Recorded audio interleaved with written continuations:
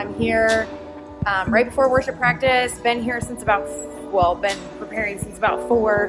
Been here since about 5 on some other projects, doing things like announcements and things like that, getting ready for that. We're trying to do this offsite this week, so it's just a different process. We're turning on cameras, we're setting the shot, we're waiting for the worship team to get here, we're sanitizing the whole place down, all the while jamming to some songs. We've got Pastor Barry joining in this week, so you can see there's like a bunch of people on cameras, and this is just kind of the setup process before the team gets here, so stay tuned. Okay, everybody, I'm here with Pastor Brittany. Let's get straight to the point. How did your department change after Kansas City ordered residents to stay home? Being a part of the youth ministry, so much of what we do is about getting together and having fun and playing crazy games and having dinner together before services started.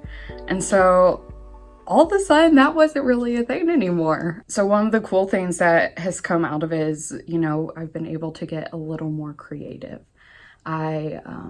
We've started doing daily Bible devotionals together, which is something that we did not do before. And so we've gone from only getting together really on Sunday and Wednesdays to kind of having this daily interaction with each other, this daily check-in with each other, which has allowed our community to kind of strengthen in a way that wasn't available before. We're still doing Wednesday night services via Zoom. Rock, paper, scissors, shoot. Tanner, you're out. And instead of there just being worship or someone just getting up there and speaking to them, there's a lot more interaction. There's a lot more input from the students, which is also really cool. We're able to have a lot more check-in. So knowing you can tell someone stuff in confidence and they're not going to go behind your back or betray you. Yeah, they absolutely. won't judge you. No judgment. How can we pray for you? I guess just kind of financial wisdom there and how to move forward, and continued prayer for our students. My heart is so heavy for them right now, and just that God would continue to be the foundation on what they base their faith off of. When the world just throws us craziness, when our hope and our truth and our foundation is found in Him, we're unshakable. And so just that during this time, our students are able to really grasp hold of His steadfastness. Okay, so I'm here with Pastor Dave, our Care and Marriage Ministry pastor. Pastor Dave, how did your department change after Kansas City ordered residents to stay home? Wow, tons changed. Went from meeting in person, pretty much everything I do, to just the opposite. Had to embrace technology like never before. Tons of Zoom calls, actually probably getting close to Zoom fatigue here shortly.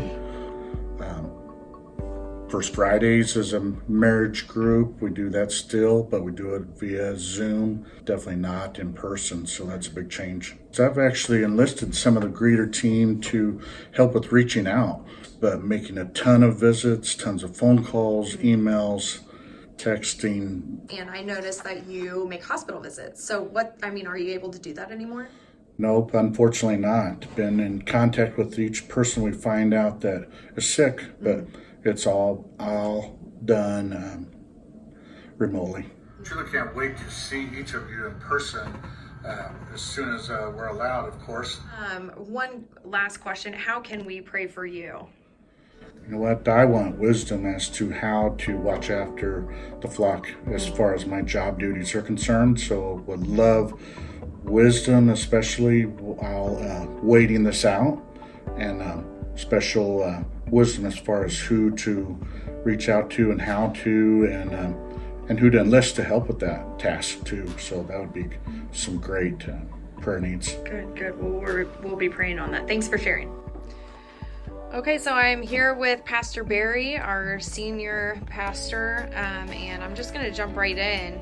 How did your department or your job just overall change after Kansas City ordered residents to stay home? Well, my primary job used to be to communicate the gospel to faces. And now it just seems like I spend all of my time communicating the gospel to screens of some sort.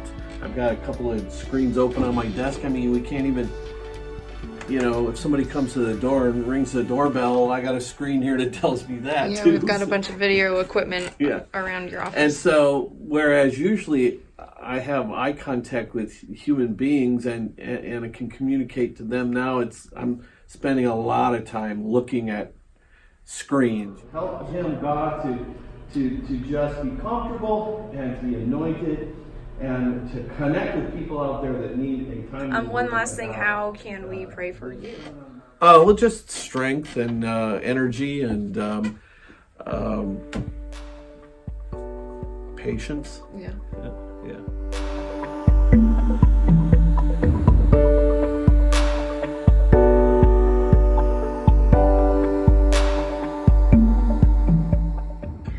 Well, I kind of want to back up to like the weeks before the stay-at-home order happened, because really my story starts there. We had a major move from the auditorium into our temporary auditorium down in the youth room. And so that's kind of really where it starts. We made that move on March 8th.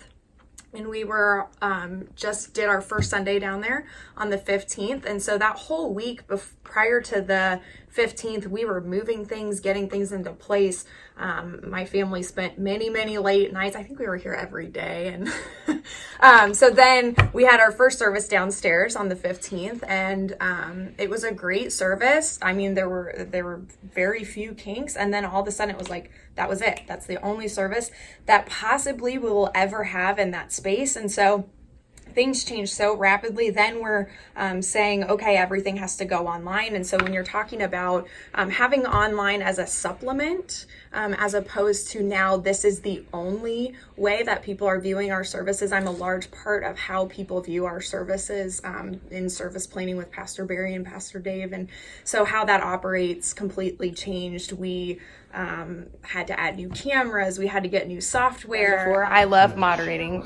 Sometimes you might see me comment to myself. That's my specialty. So enjoy Wednesday night, people. The department that I lead is the worship department.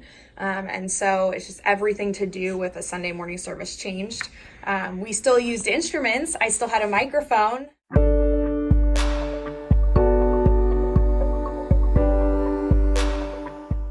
You could pray for wisdom. I think there are a lot of voices speaking right now. There are a lot. I mean, never before have we recorded ourselves so much. And, you could pray for wisdom and how to spend my time, but also in, how to advise our team. I am, if you want to talk about it this way, I am on our advisory team. And we advise and we gather information and we talk about that information and we say, what can we do within reason?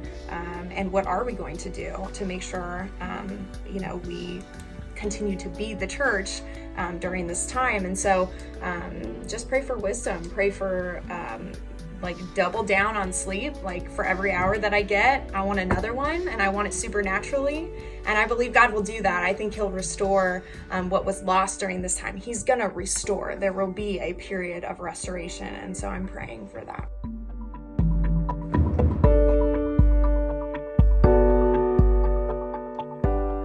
I hope you've been.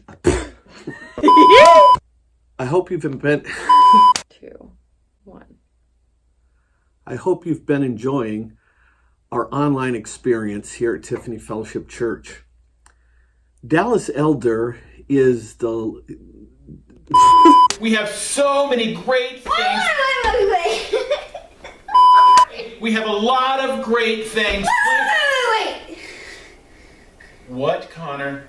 I picked out some awesome songs for the... I forgot my line. What am I saying again? Good morning, Ellen. And we might have to retake this.